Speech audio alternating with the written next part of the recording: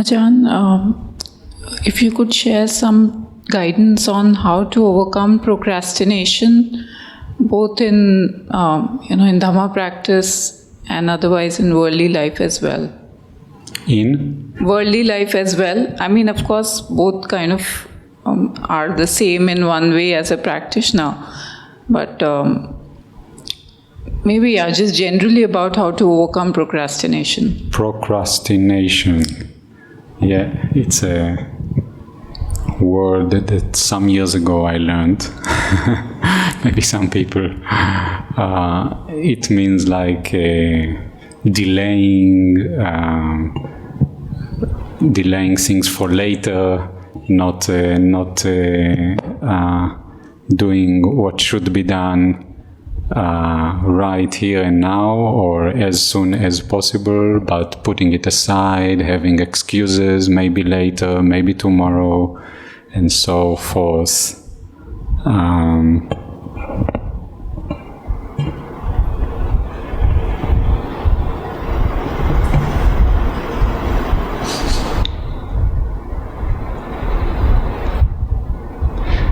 I saw somewhere somebody described it as one who always, how was it, like those that yesterday said tomorrow, and keeping thinking yesterday we said tomorrow, and today is another day of tomorrow.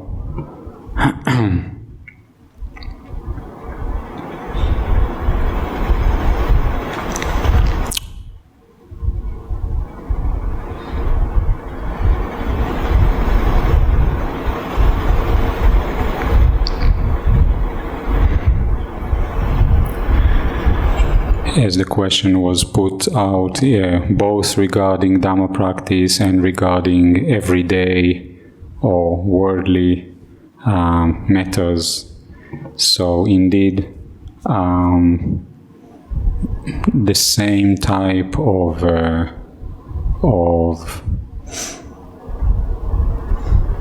character traits or habits that we've been developing already. So yeah, we're all, I think, here adults. We've been living for 20, 30, 40, 50, 70 years. And we already have certain kind of character traits, habits, and a part of humans'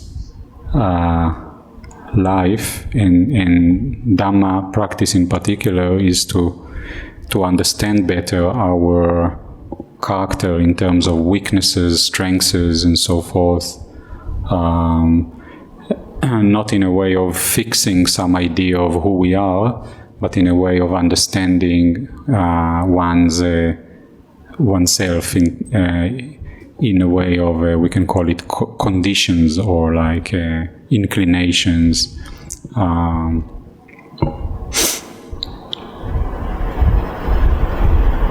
And some people are of the character of what is called a doer, who is really good in doing, so taking up some tasks and some goals and really putting oneself into it with a lot of determination and energy and whatever it takes. There's a sense of being able to dedicate oneself and determine oneself towards tasks and goals,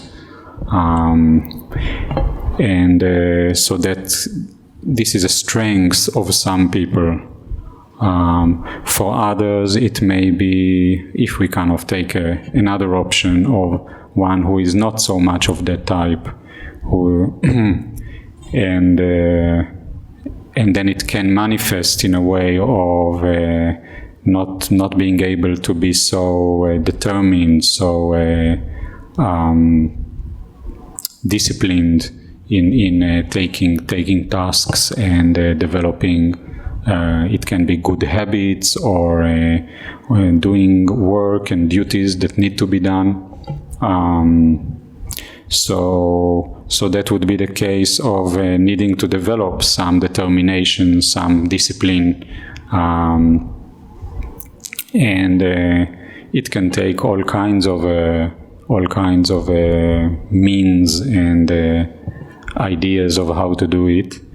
Of course, a very basic matter is seeing the importance of doing something, so that we will have actually a determination to do it and not delay it and not having excuses to put it on for later on, or so. And on the other hand, one who is very diligent and determined in doing things sometimes may not be so good in reflecting actually of what is important, what is not important, what are the things to invest one's energy and one's time in doing. So we know that the Buddha is emphasizing a lot right view, so like reflecting on things and developing some clear understanding, and from that developing what is called the intention, right intention. So if we look at things in that way, then things begin by having some perspective. So if we take a very simple one, then it is fairly obvious that a human being needs to have some livelihood to obtain the basic requisites in life and basic conditions for living. So that's already some kind of a perspective, understanding. And often we grow as children and the parents say, you should study hard, so then later on you can get a good profession and have a good life. So something like that, and so we begin by some understanding that, we need to take care of ourselves. And then it brings up some mental determination, intention to make it happen. Whether it takes a study, obtaining some kind of a profession, and then finding work and so forth. Where we may call it career or some kind of a livelihood. And then we have to apply ourselves, get up in the morning and then go to work or to study, and so and that's all. That takes some discipline, and some ability to do what needs to be done.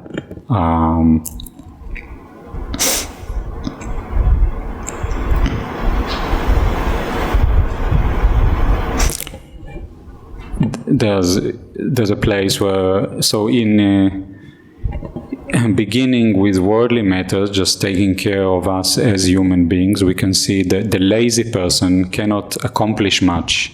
And whatever, even simple tasks, if one is really lazy, then it will be difficult to take care of a house, to keep it clean, keep it tidy,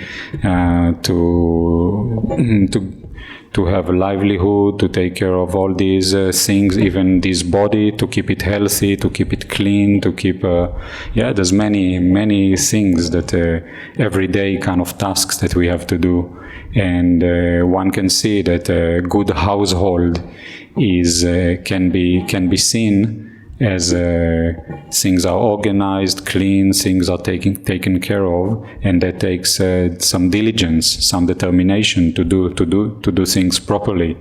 And so if we are lazy or procrastinating, then our own benefit is not so well accomplished, and also often we can become even a burden on others, because we need others to do, or we leave them to do things. Let them do what needs to be done, and we will kind of just find excuses to not do it, or to say leave it for later.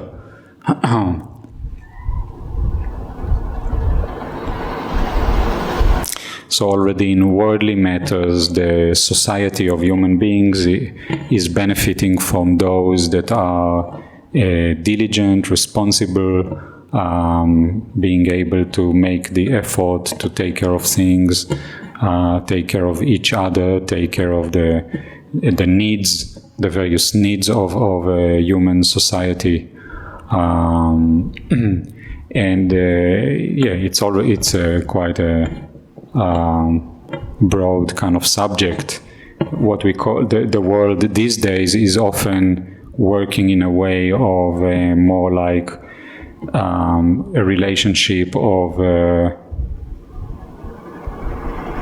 how we call it, like each person is looking more for one's own welfare. And then the idea is that if we want our own welfare, we will try to be diligent in whatever the studies, career, and then we will by finding something for ourselves as livelihood and career, then we'll do something of a benefit for the bigger society. We will provide some service, some kind of a skill. And that's how a human society works in what we call kind of a capitalism. Yeah, we will look for our own capital, and then we find something to do that is will be of demand by others. In a perspective of the Buddha Dhamma, then hopefully we begin by looking not only for one's own welfare and profit, but for both the benefit of oneself and the benefit of others, which is a much better kind of a approach, much better kind of a perspective. So it's not neglecting oneself, but it's also not focusing excessively on one's own profit, but seeing both. For many reasons that maybe it's not the point now to elaborate on.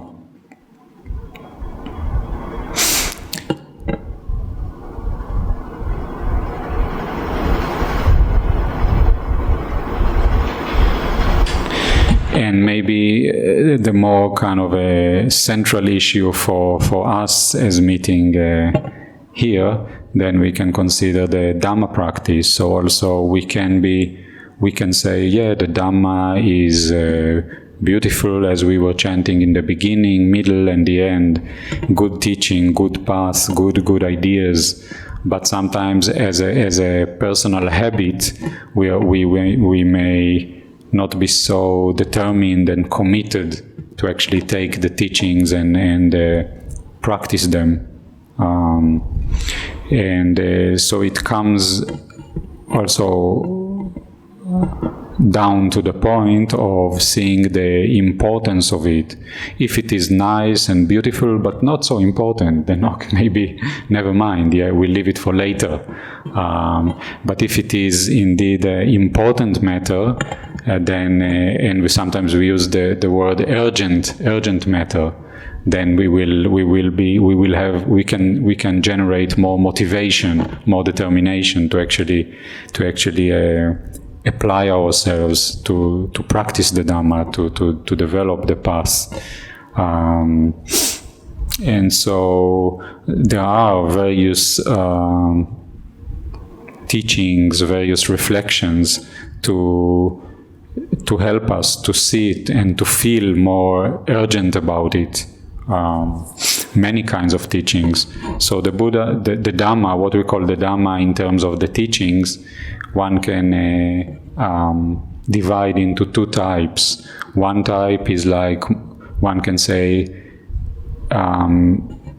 the theory or the information that we are given about various things, so that we can investigate and learn and see things maybe more in line with truth, with reality, correct our perspective and view and understanding of things, or like aids to investigate deeper into matters. So all of this is one aspect. Another aspect can be called like the Dhamma in terms of encouragement. So it's like giving us encouragement to actually practice, to actually do what needs to be done.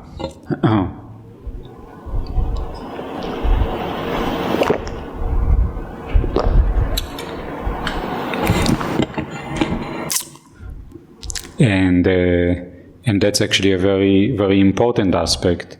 That's also an aspect of why coming together as a group, as a Buddhist group, Buddhist association, or what we call Sangha, it's both sharing ideas and views and values together, but also it's like encouragement, because as one person it's difficult to apply oneself and maybe go against the grain of either being lazy, procrastinating, or maybe always turning towards other kinds of activities and other kinds of could be pursuits or pleasures and so forth.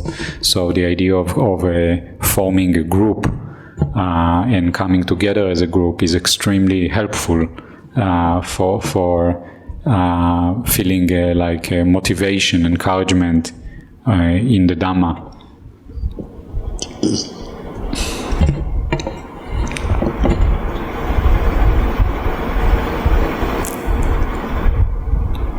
One can say that sometimes being born and living in an environment that is fairly comfortable can be an obstacle, because we are just like comfortable. We feel good, we feel sabai, as they say in Thailand, and maybe we don't have to struggle too much for livelihood and for having good conditions, and then we may be not so urgent about spiritual practice, spiritual development, also maybe about worldly matters, kind of if it's just easy, and but then we can say, okay, it may be indeed fairly comfortable and easy, but then what to do further with one's life, then the Dhamma can be very relevant. And so when the Buddha gives so one way to approach it is considering the opportunity of being born as a human, and considering what's the significance or what's the value of this life. And one can reflect on it in many different ways.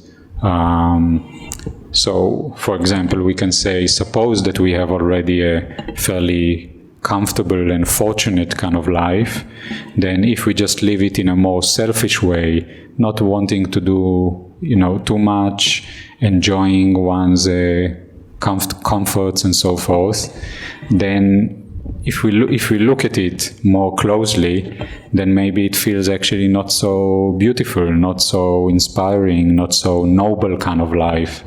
And by looking at that in that way, we may generate some wish to do something more with one's life, both for one's own benefit in terms of character and in terms of fulfillment in one's life, and also considering others, because maybe we are fairly comfortable and fortunate, but there are many others that are not so much.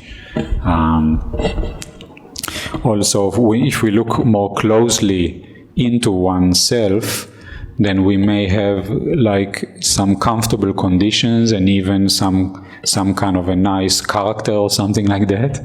But if we look more closely, we may still see some deficiencies in within oneself, and these deficiencies means that with the changing of conditions, also we may actually experience quite a bit of suffering, some kind of dukkha, some kind of suffering, and actually our well-being is depending on good conditions that are being right now. But there can be some changes in one's health, can be some changes in the economy, there can be some changes in social conditions, let's say social harmony can turn into social turmoil, there can be changes in climate, these days is a big topic, and then what are we going to do if there will be some difficulties coming up?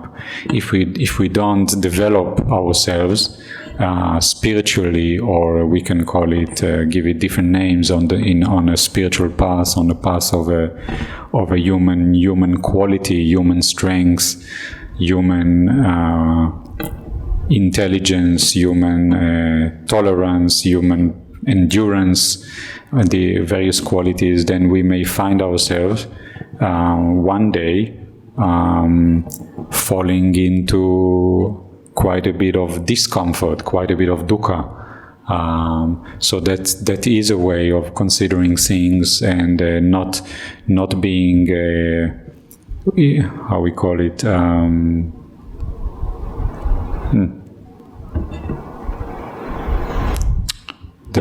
Forgot the name, but we can call it like taking things easy and procrastinating and leaving things for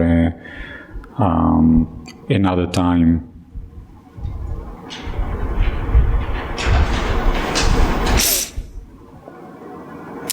You see, I talked Hebrew for 2 months, so I have the word in Hebrew, but not in English.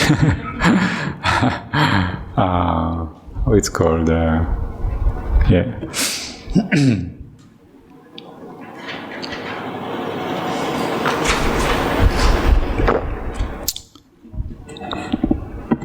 Of course, further than that, if we take on the study and the perspective and the consideration of what is called the round of birth and death, samsara, then this is an important aspect of feeling urgent about the Dhamma, about the path, because whatever degree of well-being and good fortune that we have right now, then of course we are heading towards the old age and sickness and possibility of many kinds of various kinds of difficulty, but even if this lifetime is kind of okay, good in some ways, and then considering the round of wandering on in being born, living, aging, dying, on and on and on, then that's even much more of a encouragement and a sense of importance and urgency to not just get by as we are, because there are many opportunities in this samsara to actually experience quite a lot of dukkha, suffering, and even somebody who is at the moment committed to doing good, to avoiding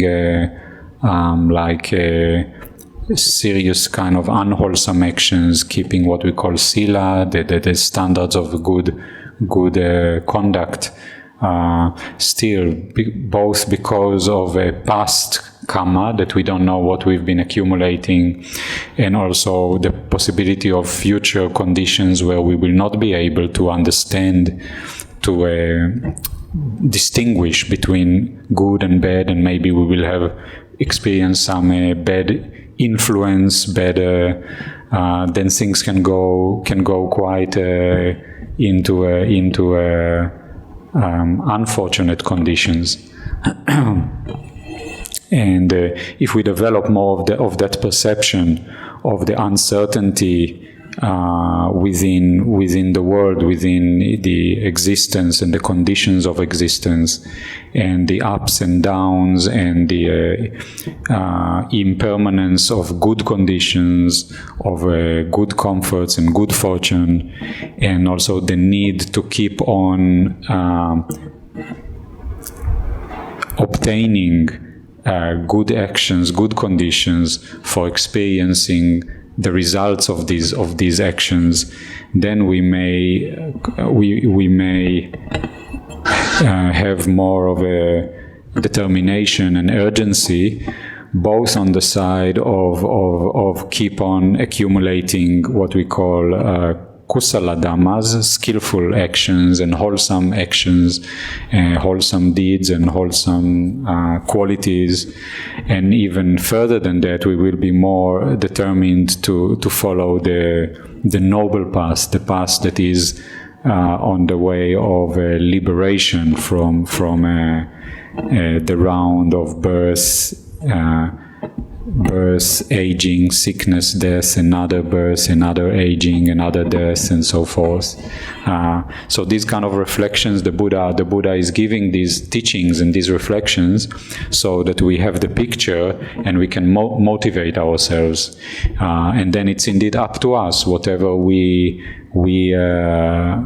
would like to choose, whatever we are able to do, whatever we have the motivation, the determination, then we will do that much. But even the sense of motivation can be developed. So we begin with a little bit. So we are interested to hear some teachings, to reflect on them, maybe to begin to practice more circumspection about our actions, and practice mindfulness, practice meditation, and then by doing that we begin to develop more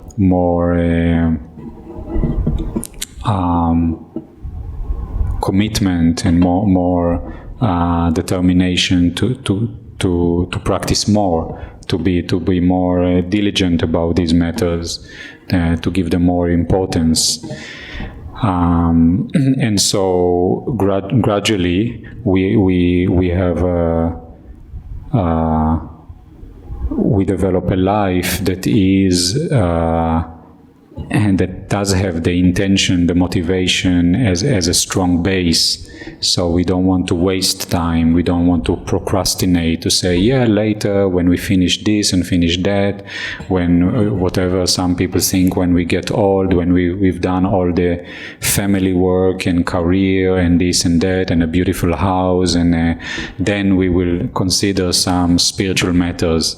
But that's not the advice of the Buddha and the wise people. So as soon as we see we understand something of the importance and the value of it, then it's good to begin to take it, to bring it into our life, and do whatever we can do, and adjust our life, adjust our schedule, and see how we don't waste time and rather use time as skillfully and as beneficially as we can. And as saying yesterday, whatever we do, it needs the perspective of a gradual development. So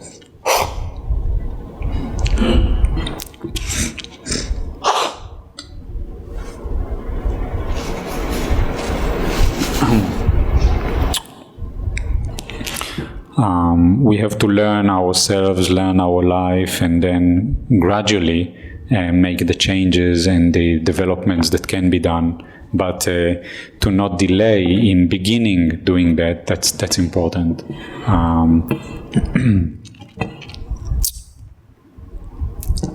So it can come from one side, the side of seeing the drawback or the wastefulness of living a life that is without Dhamma, or generally living as a lazy person, kind of taking things easy, and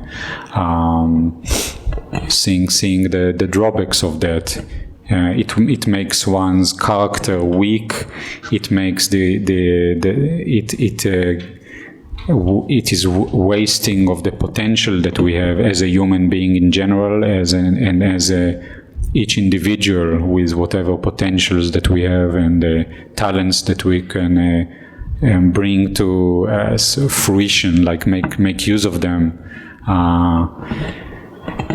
So to see the drawbacks of not doing that, and the future dukkha or future waste when we look back at our life and seeing, oh yeah, nothing much was done and developed and fulfilled. The other way is considering I'm kind of mixing it together, considering the noble potential or the higher potential of us as a human being. So sometimes we can also relate it to taking the Buddha as inspiration, as a model.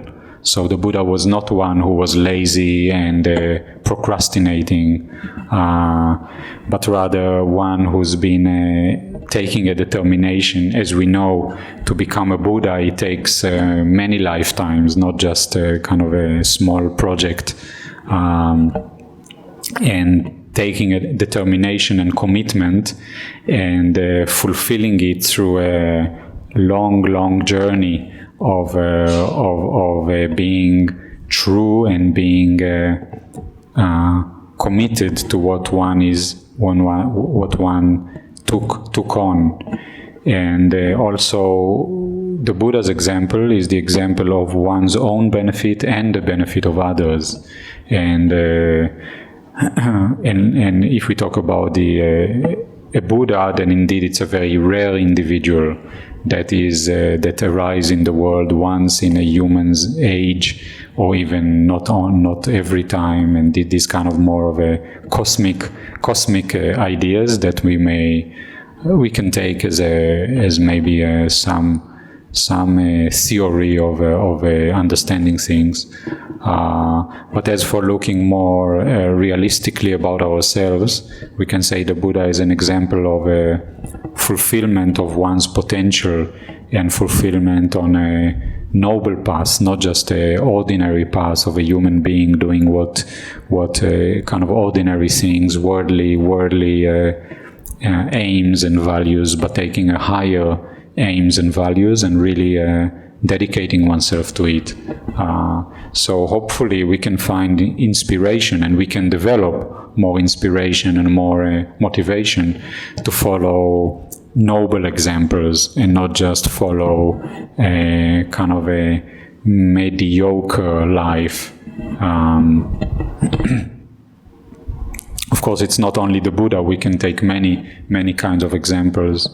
If we mention Ajahn Chah as a example in the last century of the Buddhist world, and one who is important in this particular community and tradition. But we can take many examples, whether within the Buddhist world or outside of the Buddhist world, people who did or are in the present dedicating themselves for higher aims and values and higher development as a human being. So with the Dhamma perspective, we want to be careful about trying to do a lot of good in the world without also the side of the more introspective side, or the side of learning about oneself and developing one's inner qualities and inner purity. So we don't get too much into doing good, but actually oneself, within oneself, is not yet so good actually, and we end up maybe not so good, if we put it simply, and also possibly kind of losing track or not being able to see clearly what will be of benefit and value. So we want to have as a base training oneself, studying oneself, and purifying one's heart, as is one of the summaries of the Buddha's teaching, and then together with that, contributing something of value to the world in general. Maybe can mention another aspect of gratitude. Whatever good conditions that we may experience in our life is not only our own achievement. Surely it is not only our own achievement. We are relying on so many benefits that come from others. most basically our parents, that in most cases we were depending on our parents for many years to be brought up and come into this world, and then many other people that we were benefiting from, whether friends, teachers, and many kinds of things in terms of knowledge, in terms of supports in life, that we are depending on so many others. So if we are just taking it easy and for granted, without considering that we should also be people, humans that contribute something, then this will be a approach that brings misfortune for oneself and for the society in general. But as long as humans we see that we are actually helping each other, this is the way of living. Everyone needs to be to take on some kind of tasks and skills to contribute to the world, and that's how the human world can be a world of prosperity. But if we just like somehow taking our own advantage and without much of considering our contribution, this is actually neither inspiring nor appropriate way of living, and one time or another it will come back on us as like as we know, karma. The way we live, the way we act is what determines the essence of what we get back. So if at the moment we are receiving quite a good conditions and good circumstances in life, then it must be that we've been doing something good in the past, and but we have to consider also the present, which is the conditions for future.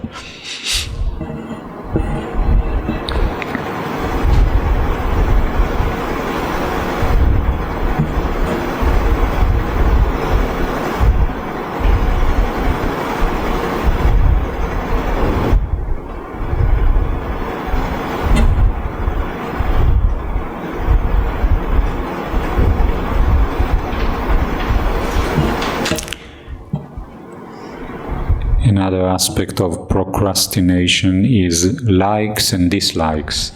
Yeah, what we like to do, we tend to be easily doing it.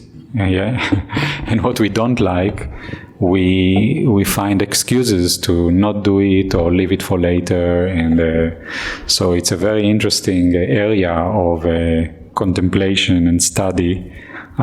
Because in one way it is nature. We have likes and dislikes, but if we are going to grow on the path, on the noble path, on the path of Dhamma, on the path of a human being who is developing and not just a follower of whims and wishes and likes and dislikes, then this area is very, very valuable to look at. And there's one place where the Buddha is distinguishing between the wise and the fool. Sometimes the Buddha is using these. We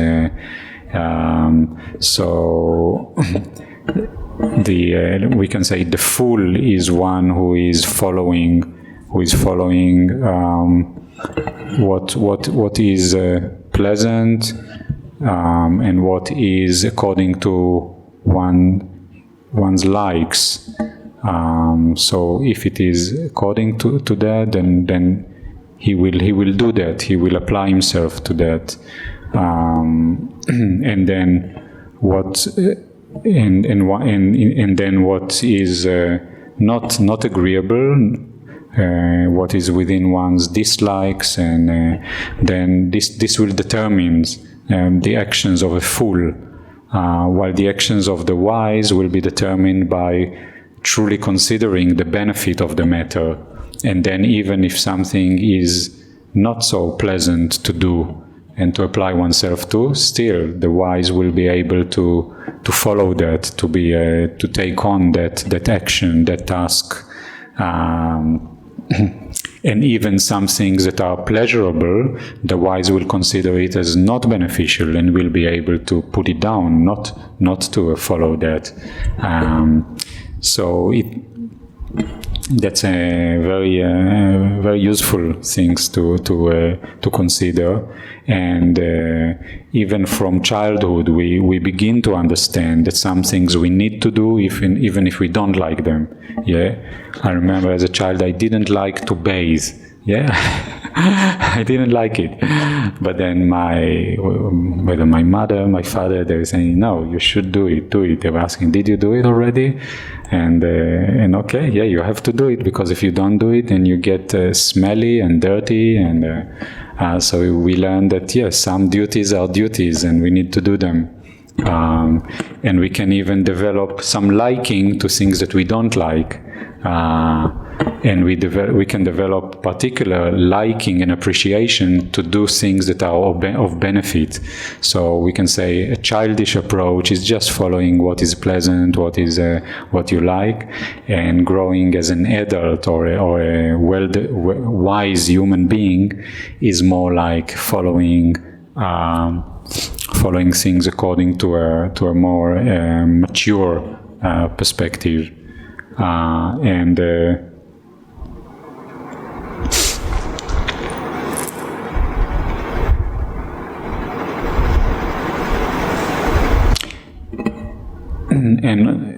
so one can add to it that the satisfaction of doing things that are of benefit and things that we should do that are within our responsibility, and this kind of satisfaction is different from just following pleasure. Yeah, what is pleasing to us.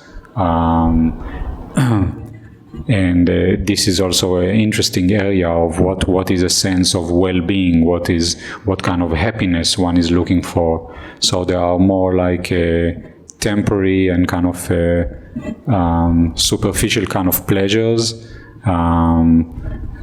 and comforts, and we can live by them, and that will be indeed more like a child. And we can develop ourselves in a way that we are able to have more patient endurance and determination to do things in a way that is not just according to pleasure and displeasure, but then the satisfaction that comes from that and the strength of mind that can dwell above likes and dislikes. So one can say the highest attainments on the path, indeed, one's mind is above pleasure and pain and likes and dislikes. But to begin to go on to work on that path, it can be with small matters where we can follow tasks and take on things to do and habits and so forth, because we see the benefit of it, and we can feel satisfied actually when we are able to follow such things, and not just being a very kind of a weak character, that anything that is a bit outside of the comfort zone and one's preferences, then we cannot actually follow that. And one can see it in pretty much every area in one's life, whether the habits of resting, we're just resting according to as comfortable, as lazy, as easy as possible, or we are able to just rest enough to then apply ourselves to good works, and our attitude towards food and diet and eating and drinking also can be very childish. It's just what we like, just what we prefer, or we can do it with some wiser kind of a reflection, consideration.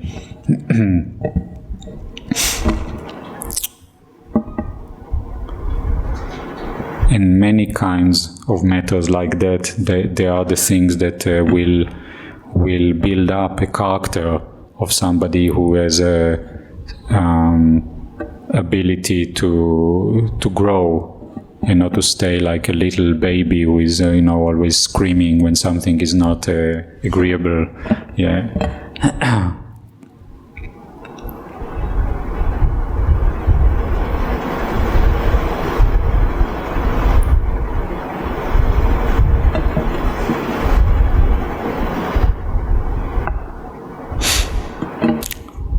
So more could be said about it, but I think it's enough for we are approaching 11 o'clock.